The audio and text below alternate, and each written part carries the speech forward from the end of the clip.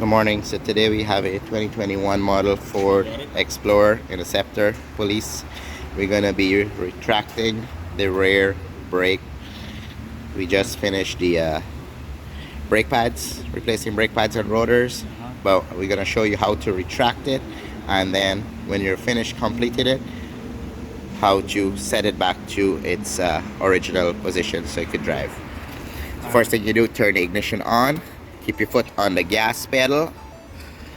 And you press downward on the the emergency brake, electronic the parking electronic parking brake. brake. This one is different because of the police car. So this one is different from any other vehicle because it's a police interceptor. Now you switch it off. And you switch the ignition off. Keep your hand on the emergency brake button and your foot on the gas pedal, and turn the ignition back on.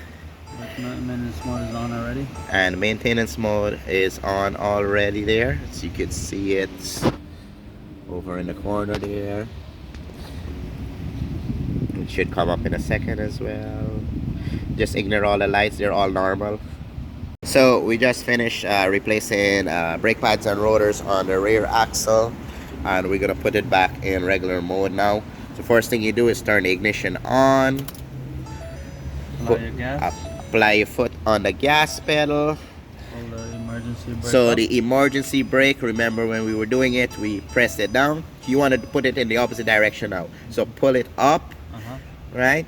Then you take your left foot, mash the brake pedal with the pressure all the way down for a second, release, turn the key off, turn the key back on, keep your hand remaining, holding that emergency brake.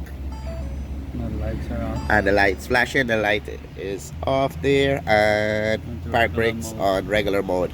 That's it, guys. That was the additional step on resetting a 2021 Ford Police Interceptor.